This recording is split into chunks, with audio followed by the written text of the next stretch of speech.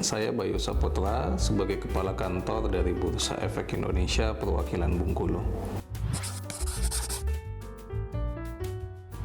IDX atau Indonesia Stock Exchange, ya ini bahasa Inggris dari Bursa Efek Indonesia, adalah sebuah perusahaan yang kalau kita lihat di Undang-Undang Nomor 8 Tahun 9 sebagai penyelenggara dari Bursa Efek di Indonesia. Ada tiga ya.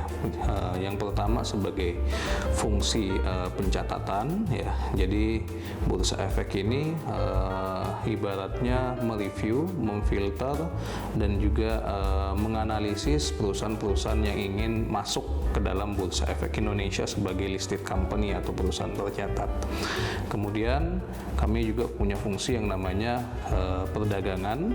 Nah, ini fungsi perdagangan adalah bahwa Bursa Efek menyediakan infrastruktur yang disebut dengan Jakarta Automatic Trading System atau JATS ya, agar perdagangan efek ya atau surat berharga yang ada di Indonesia itu dapat dilakukan secara real time ya melalui Bursa Efek Indonesia, yaitu sistem yang mempertemukan antara emiten kemudian dengan investor dan sesama investor di pasar sekunder. Kemudian fungsi yang ketiga atau fungsi yang terakhir yaitu sebagai fungsi keanggotaan. Dalam arti di sini adalah kami dari Bursa Efek Indonesia itu bisa dibilang meregulasi ya dan juga mensupervisi atau membawahi anggota-anggota bursa yang menjadi partisipan atau penyelenggara perdagangan yang ada di Bursa Efek Indonesia yang biasa kita sebut dengan perusahaan sekuritas.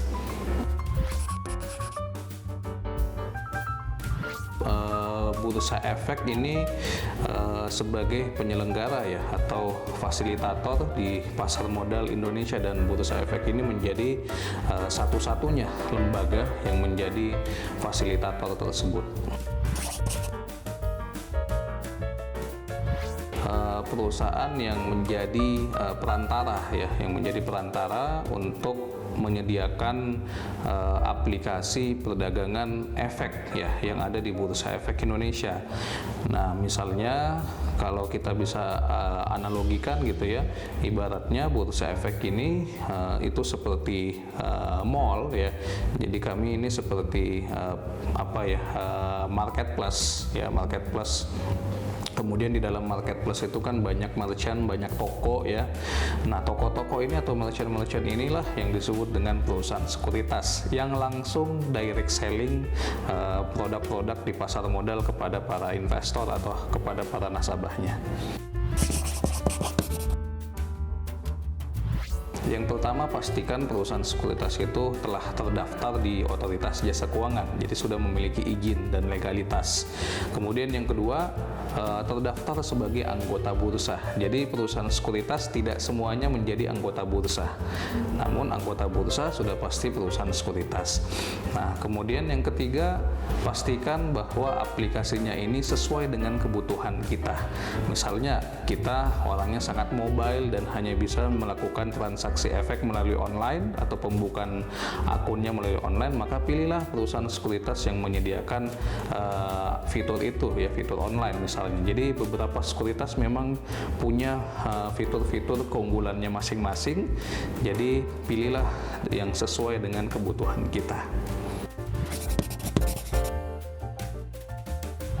Sebenarnya tidak bisa gitu ya, karena perusahaan sekuritas ini punya sistem yang langsung tersambung kepada Jakarta Automatic Trading System. Nah, sehingga bisa dibilang untuk membuat untuk menggunakan sistem ini itu punya regulasi tersendiri. Jadi masyarakat yang ingin jual beli efek atau saham misalnya yang ada di Bursa Efek harus punya sistem dan izinnya dulu untuk bisa masuk ke sistem JATS. Nah, cuman karena masyarakat umum tidak punya itu ya, dan itu juga kan sangat mahal untuk membuat itu, sehingga diperlukan perantara yang sudah memiliki sistem dan juga sudah memiliki regulasinya, yaitu yang disebut dengan perusahaan sekuritas. Investasi adalah perilaku ya, menanamkan sebagian dari modal kita atau aset kita dengan harapan ya untuk dapat melipat gandakan aset yang kita tanamkan tersebut di kemudian hari ya, entah itu ditanam atau disimpan di aset-aset yang produktif di sektor keuangan ataupun di sektor non keuangan. Kalau kita tidak bersegera dalam berinvestasi, maka makin banyak potensi-potensi yang kita lewatkan.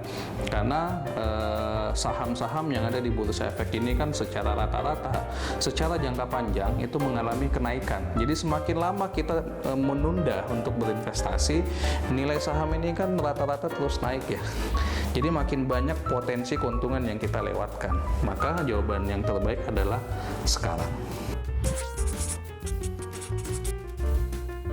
Definisinya sebenarnya banyak ya, pintar dalam hal apa nih, dalam akademis atau non akademis misalnya. Tapi kalau yang dimaksud apakah kita harus sangat menguasai misalnya di bidang ekonomi, maka jawabannya tidak. Kenapa? Karena sudah banyak buktinya sebenarnya investor-investor sukses itu yang memang backgroundnya bukan di bidang ekonomi gitu ya. Ada banyak contohnya yang bisa kita lihat, yang kita bisa searching di internet. Nah, tapi satu hal yang sangat dibutuhkan ketika kita ingin berinvestasi adalah bukan harus pintar, tapi punya kemauan untuk mau membaca.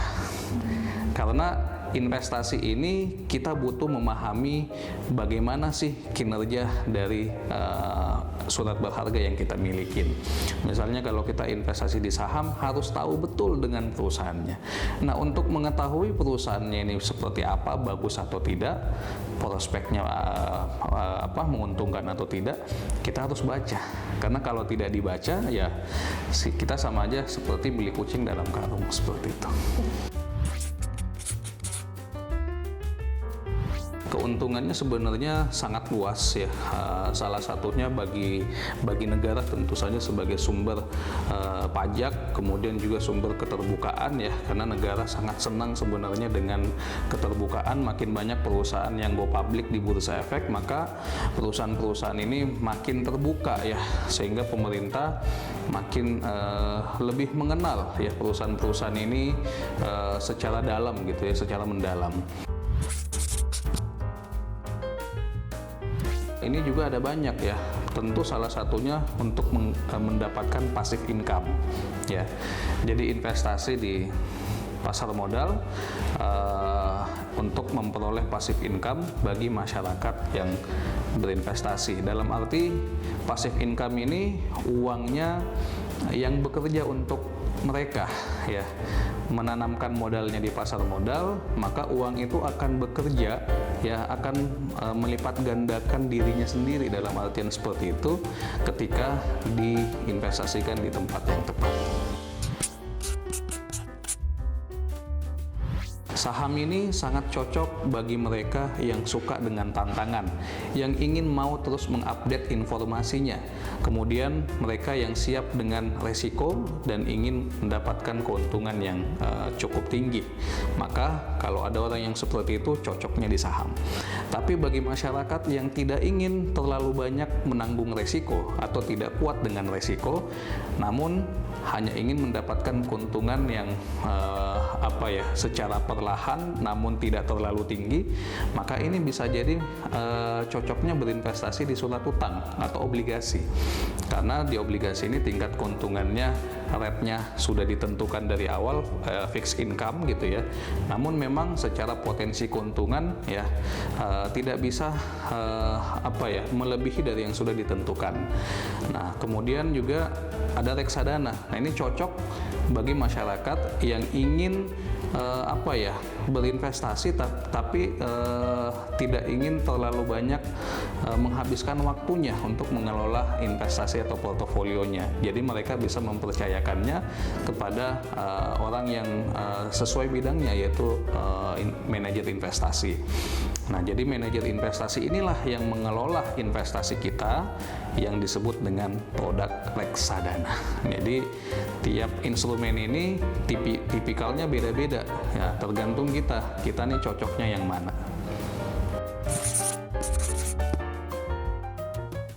Saham ini di Bursa Efek Indonesia ada total lebih dari 700 perusahaan emiten.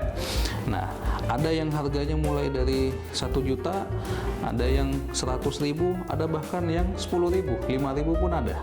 Ya, bahkan ada juga yang di atas dari 1 juta. Jadi tergantung dari perusahaan mana yang kita pilih. Kemudian ada instrumen yang kedua yang fixed income tadi disebut dengan obligasi atau surat utang. Nah, ini kalau untuk yang obligasi seperti SUN misalnya, surat utang negara, itu biasanya kan 1 bio atau 1 miliar gitu ya.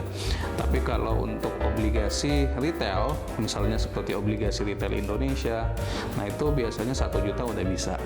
Nah, kemudian reksadana ya, kalau kita lihat kan di reksadana di beberapa platform penyedia reksadana itu bahkan 10.000 udah bisa.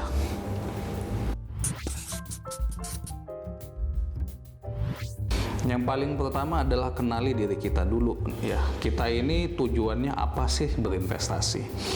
Karena ada beda tujuan, kadang beda pengambil keputusan. Ya, mengambil keputusannya ini misalnya kalau kita jangka pendek maka cocoknya untuk trading saham misalnya. Tapi kalau kita tipikal yang punya tujuan jangka panjang, maka investasi jangka panjang di saham misalnya, atau di reksadana, atau misalnya di di instrumen yang jangka panjang seperti tanah misalnya gitu ya, yang naik terus, emas misalnya. Nah, kalau misalnya yang jangka pendek tadi bisa trading saham atau deposito di bank, itu kan jangka pendek. Nah, itu persiapkan, kenali dulu ya diri kita ini tujuannya investasi untuk apa. Kemudian yang kedua, kenali profil resiko kita. Kita ini tadi ada dua macam, risk taker atau risk averse ya. Kita tipikal orang yang kuat dengan resiko, mau ngambil resiko untuk keuntungan yang lebih tinggi, atau kita nih risk averse, menghindari resiko.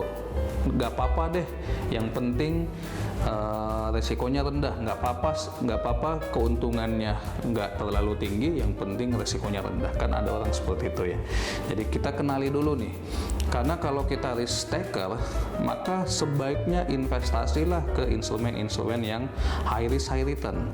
Tapi kalau kita risk averse ya mending pilih investasi-investasi yang lebih stabil ya, secara fluktuasinya nggak terlalu tinggi. Nah, itu dua ini. Kemudian yang ketiga, kita harus konsisten dengan tujuan kita. Sangat banyak sekali kita jumpain investor yang awalnya niatnya jangka panjang, tapi karena misalnya nggak konsisten, tiba-tiba sahamnya dijual, surat berharganya dijual gitu kan, karena nggak konsisten, sehingga yang harusnya dia bisa dapat potensi keuntungan tinggi malah cuma dapat keuntungannya rendah karena terlalu cepat dijualnya misalnya. Kemudian ada lagi dia niat awalnya trading atau jangka pendek, atau cuman sekedar masukkan ke reksadana pasar uang misalnya. Tapi karena tiba-tiba nilainya nggak kunjung naik, nilai investasinya, maka didiamkan sampai jangka panjang gitu ya, sampai 10 tahun, 5 tahun.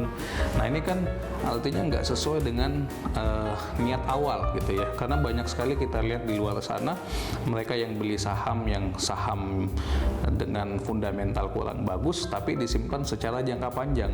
Bukannya malah naik lagi harganya, tapi turun terus. Nah, karena nggak konsisten di awal. Kalau memang jangka pendek, jangka panjang, seperti itu. Satu hal yang sangat penting adalah money management. Ya, bagaimana kita mengelola keuangan kita. Jadi jangan sampai kita berinvestasi menggunakan dana yang kita butuhkan. Misalnya uang yang kita pakai belanja bulanan, kita pakai buat investasi misalnya. Atau misalnya kita pakai dana pinjol untuk membeli saham misalnya. Nah, ini tentu sebuah kekeliruan gitu ya.